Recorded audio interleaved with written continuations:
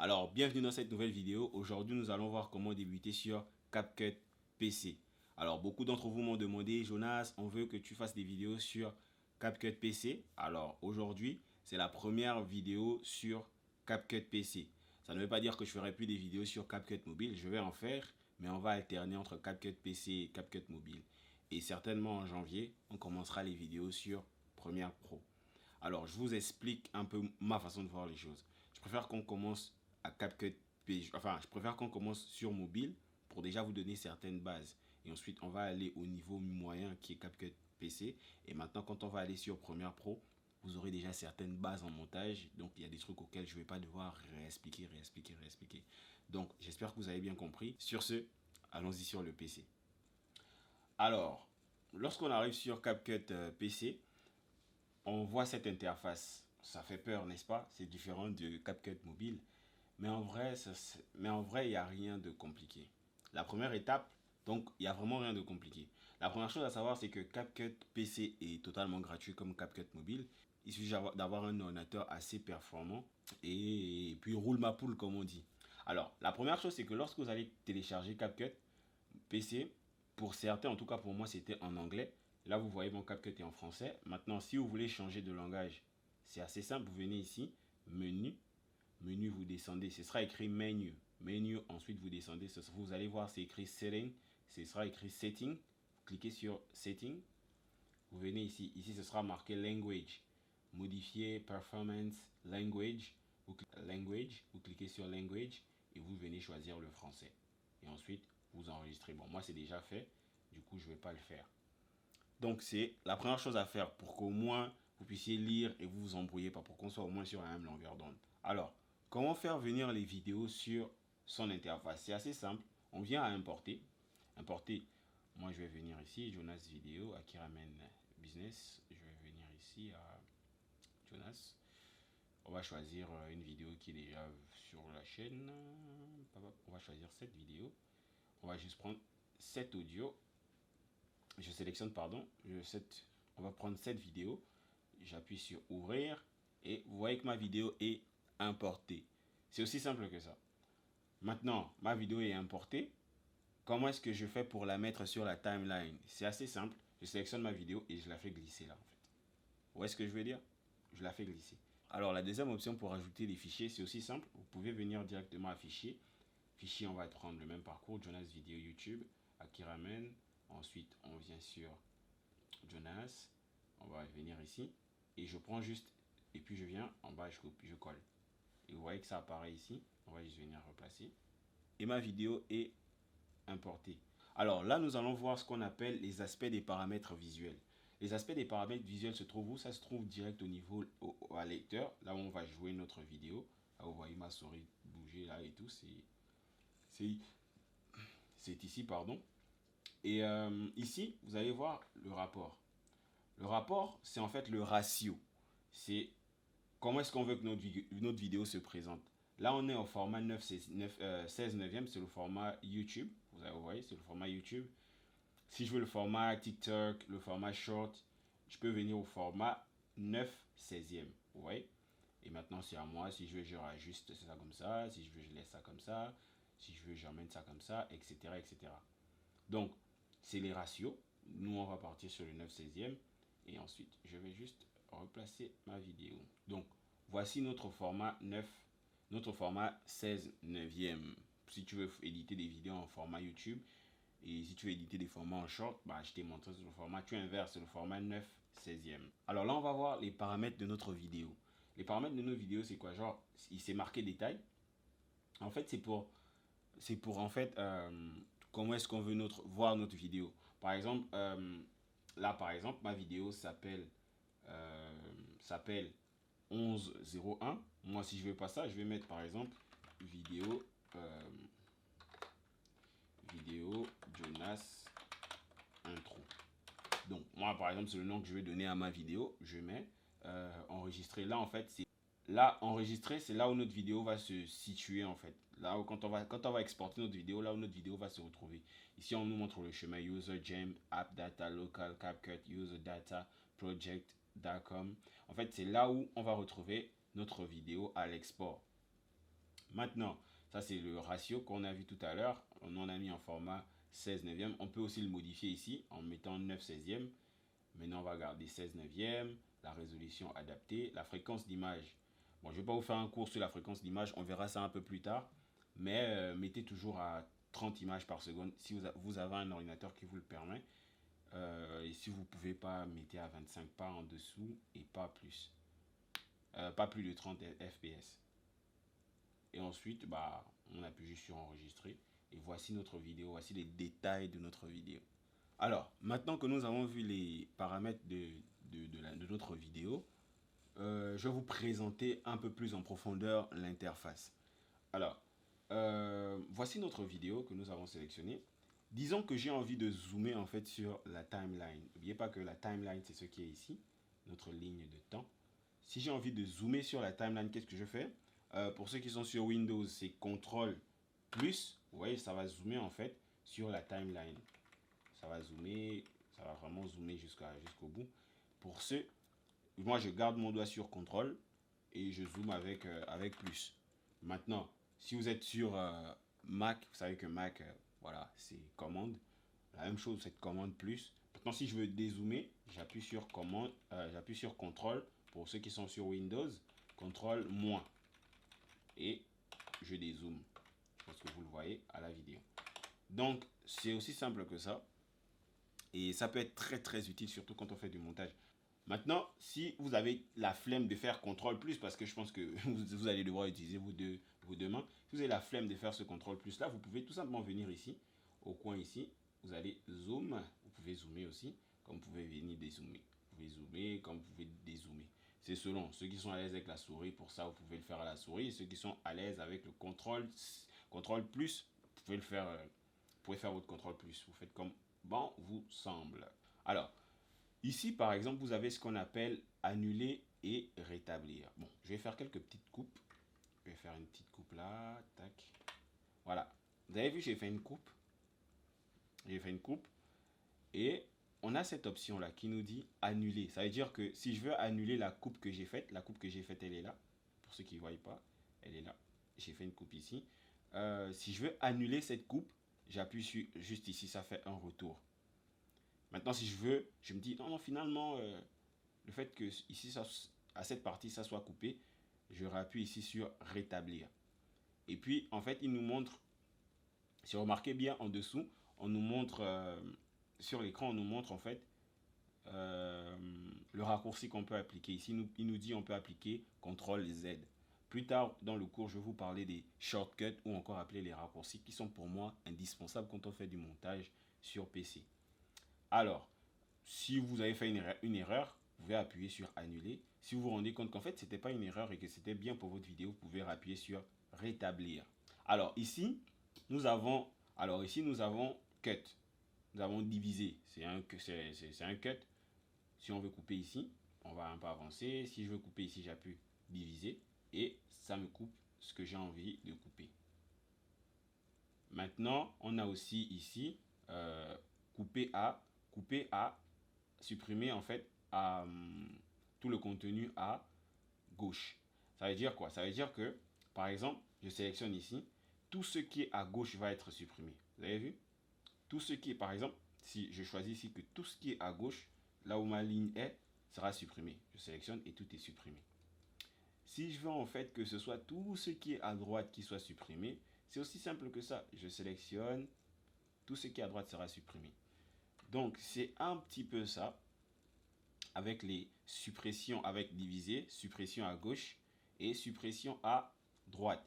Et ça va vous faire gagner en temps que de supprimer. Après tu viens, tu appuies. Parce qu'il y a une autre façon de supprimer. Tu peux aussi appuyer sur diviser. Tu viens, ensuite tu appuies.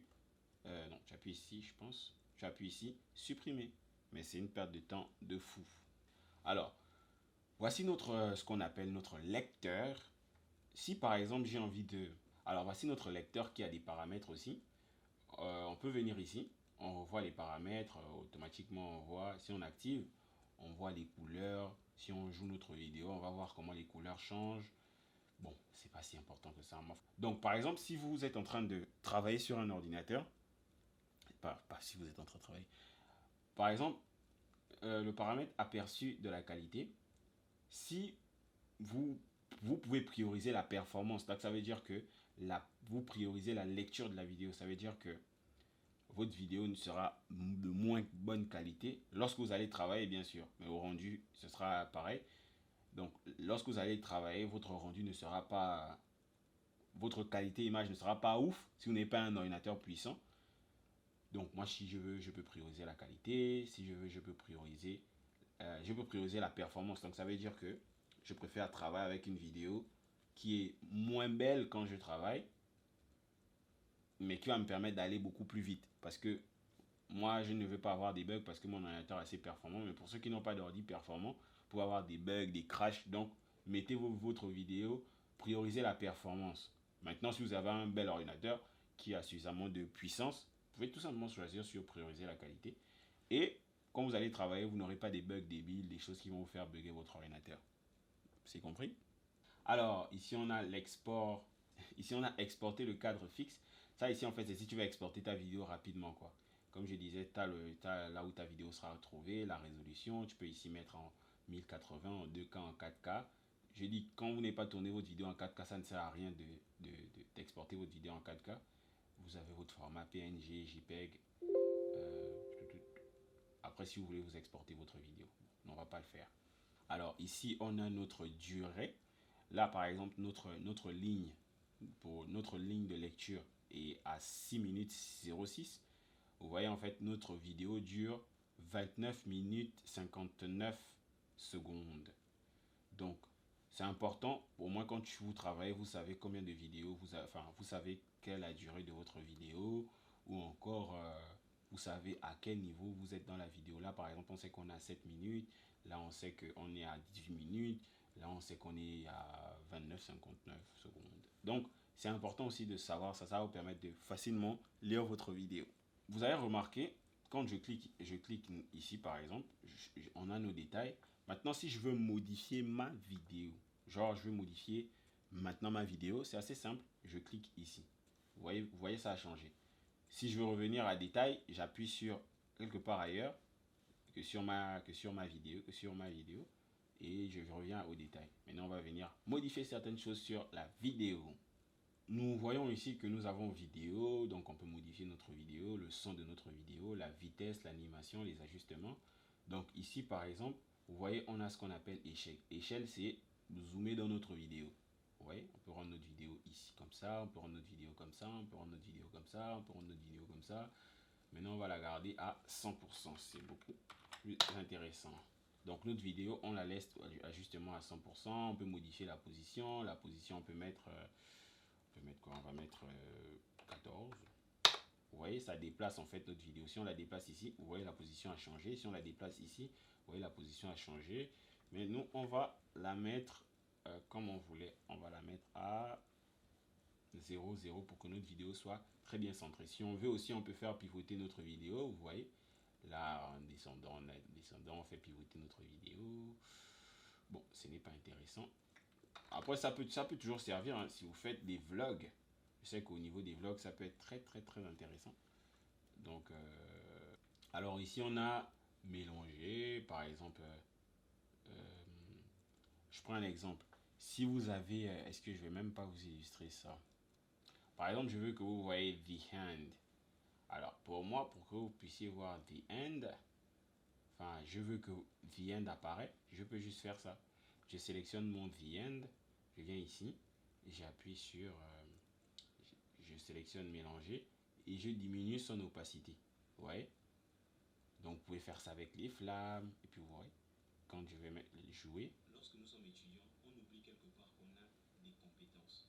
Et vous n'allez pas être prof particulier. Ouais. Surtout. Donc, vous pouvez faire ça, ça dépend de ce que vous allez utiliser. Mais ça peut être très, très, très bénéfique lorsque vous voulez, peut-être illustrer quelque chose. Ça peut être toujours intéressant. Vous avez du son, vous pouvez augmenter le volume, le diminuer, vous avez la vitesse, vous pouvez accélérer votre vidéo si vous voulez, vous avez des animations. Voilà, vous pouvez mettre des animations sur votre vidéo si vous voulez, ajustement. Ça, c'est pour lilac, ça c'est pour la colorimétrie, mais on en parlera un peu plus tard dans ce cours. Alors, ici aussi nous avons d'autres options. On a l'option média, son, texte, stickers, effets, transition, filtre, ajustement. Alors, il faut savoir que média nous permet aussi d'importer des choses. C'est-à-dire que à média, je peux venir, je fais encore l'importation, je peux venir à média, et puis je sélectionne, et puis j'importe ce que j'ai envie d'importer. Bref, ou ensuite espace, ou alors je viens à bibliothèque. En fait, à bibliothèque, c'est si c'est des stock footage. Je sais pas comment on dit ça en français. Vidéo de stock, je pense. Ça veut dire que, en fait, je peux avoir toutes les vidéos que je veux. Et par exemple, là, je tourne ma vidéo, nous sommes le 1er novembre. C'est Halloween, en fait, vous voyez. Donc, je peux venir sélectionner mes trucs en rapport avec Halloween. Je les colle là. Et puis, vous voyez, peut-être que, par exemple, si je suis en train de parler de Halloween, fait peur, etc., etc., et j'ai envie d'utiliser ce qu'on appelle un B-rolls. Donc, je veux illustrer, par exemple, Halloween. Vous voyez. Donc, j'ai des vidéos de stock footage de tout. Ici, par exemple, c'est Halloween. Si je veux pas Halloween, je peux écrire. Voilà, j'ai des intros, j'ai des comptes à rebours. Franchement, j'ai pas mal de stock footage. J'ai franchement, des très beaux endroits. J'ai des ambiances. Franchement, il y a de quoi faire. C'est-à-dire que si vous voulez même faire vos montages, vous n'avez pas nécessairement besoin, franchement, d'aller forcément sur des pixels. Franchement, vous avez tout, tout, tout là. Bon, vous avez en tout cas pas mal de choses là. Vous avez des écrans verts, par exemple, vous avez envie d'illustrer une personne sur téléphone, vous pouvez venir ici, ça va marquer écran vert, et puis je vais vous apprendre comment utiliser les écrans verts dans un prochain épisode. Donc, ça, c'est nos vidéos stock footage, et on les trouve dans Média, Bibliothèque. Quoi d'autre? Pour le son, par exemple, la même chose. Ici, vous avez des musiques. Je sais qu'on peut, par exemple, mettre dance. Si on veut une musique dansante, ça charge. On va trouver, on a notre musique.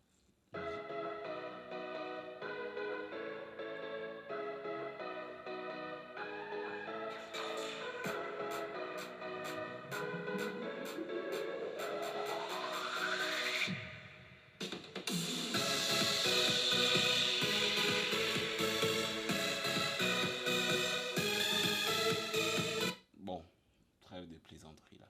Alors là, vous avez vu, on a notre musique dansante et tout. Quoi d'autre? On a par exemple, enfin, vous pouvez avoir des musiques de tout ce que je pense qu'il y a des musiques tristes. On va mettre sad. C'est mieux en anglais parce que vous allez beaucoup plus trouver des trucs en anglais. Voilà, c'est very sad, ça veut dire très triste. Vous pouvez utiliser ça en fait aussi pour dégager une émotion en fait. Ouais. Vous voulez par exemple dégager une émotion, vous pouvez aussi l'utiliser en fait. Ouais. Mais il faut faire très très attention avec les musiques ici parce que il y a bien des musiques qui sont copyright. Après je ne sais, après je ne pense pas que ce sera censuré sur YouTube, mais si vous voulez par exemple faire des vidéos pour des mariages, etc., je pense qu'il y a des vidéos qui sont copyright. Donc peut-être sur YouTube ça passe encore, mais après au pire vous allez sur YouTube et puis vous tapez musique free ou musique libre de droit et puis vous allez trouver des musiques intéressantes. Donc ici on a les sound effects, on a les effets sonores. Là par exemple, vous voyez, on a plein de trucs. On a par exemple, j'aime bien, un effet que j'aime bien, c'est switch. Je pense que c'est comme ça que ça s'écrit. Vous voyez, vous avez des trucs comme ça. On a des mousses, je pense aussi.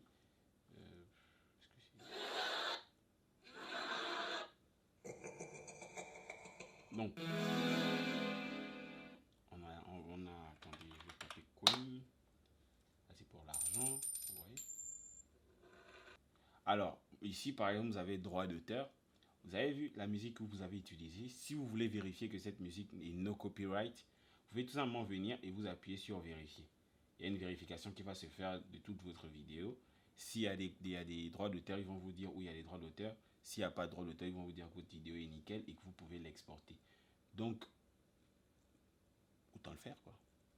Alors, ici aussi, vous pouvez importer des vidéos et extraire l'audio. Deuxième paragraphe ici, parce que nous on veut être des étudiants riches. Étudiants riches. Et puis, vous allez voir, ouais, ça peut être, c'est un magnifique template lorsque vous voulez, pour vos vidéos, si vous avez envie. Vous pouvez agrandir, vous pouvez laisser petit. Voilà, ça peut être très très intéressant pour vos titres. Hein. Franchement, ça peut être très très intéressant pour vos titres.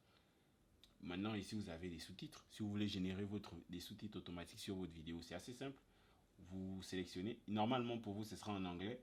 Mais vous allez le modifier, vous allez le mettre en français. Comme moi, j'ai mis en français. Et ensuite, vous allez cliquer sur Create. Et ça va créer normalement des sous-titres automatiques. Maintenant, vous pouvez aussi importer vos sous-titres. Mais ça m'étonnerait que vous... Enfin, vous pouvez aussi importer vos sous-titres. Ici, on a les stickers. Par exemple, comme je disais, c'est Halloween. Si je vais mettre Halloween, si je vais mettre Halloween, mettre Halloween sur ma tête, par exemple. Voilà, je peux venir ici, je mets ma tête. Ensuite, je peux faire du tracking. Je sélectionne. Et puis, maintenant, on va mettre les deux. Et puis, on démarre. Donc là, j'ai mis du tracking. Si je veux traquer mon image, ma tête et tout, voilà, vous pouvez le faire et tout. C'est assez intéressant. Donc, vous avez des stickers tendance, vous avez des emphases, c'est des flèches si vous voulez illustrer des trucs. Vous avez des Halloween, icônes pour s'abonner, vous voyez, follow. Donc, abonnez-vous, les gars, abonnez-vous. Ça va pas vous tuer, les gars. Ça va nous encourager à vous faire des vidéos. Donc, vous avez vos icônes, automne. Vous avez vos trucs là. Franchement, vous avez plein de trucs. Mode, franchement, pour les créateurs de contenu, vous pouvez tout simplement vous limiter à CapCut, quoi. CapCut, vous n'avez pas besoin d'aller sur Premiere Pro. Franchement, moi, si j'étais seulement créateur de contenu, je pense que créateur de contenu pour faire des vidéos YouTube seulement, je pourrais me limiter sur, sur YouTube, quoi. Enfin, sur CapCut, parce qu'il y a tellement de trucs, les gars. Regardez, si c'est l'hiver, j'ai envie de faire une illustration hivernale 2022, chic. Franchement, tellement de trucs intéressants. Maintenant, aux effets. Comme son nom l'indique, nous avons des effets. Par exemple, j'ai envie de rajouter un effet sur une partie de la vidéo. J'ai envie de rajouter un effet ici. Je vais cliquer ici. Et puis, ça va me mettre un effet. Vous voyez? J'ai rajouté mon effet et tout sur ma vidéo. Donc, c'est ça. Ça dépend de ce que vous voulez utiliser. On peut mettre, par exemple, ici, grain. Vous voyez? Ici, on a une espèce de tremblement. Vous voyez? Ça peut être très intéressant. Je ne vais pas tous les faire ici. Ou si vous avez des transitions, comme vous le savez, les transitions, je vous l'ai dit dans les vidéos précédentes, les transitions, on les met sur un cut. Ici, par exemple, j'ai envie de mettre une transition ici, je la mets là. Ma transition est mise. Puis I play. Puis je joue. Vous avez vu la petite transition et tout. Bonne petite transition, hein. Vous avez une transition de fond du noir. On va mettre la transition de fond du noir quelque part. Vous avez petite transition de fond du noir. Donc, en vrai, il y a tellement de trucs. Alors, la vidéo est déjà trop et très longue. Donc, ce que je vous conseille de faire, parce qu'il y aura une partie 2, c'est abonnez-vous, likez la vidéo, rejoignez le canal Telegram pour ceux qui veulent la partie 2. Et on va dire quelques jours après que cette vidéo soit sortie, vous recevrez certainement la partie 2. Donc, activez la cloche de notification. C'était Jonas de la team ABS et n'oublie pas, Akira Menai.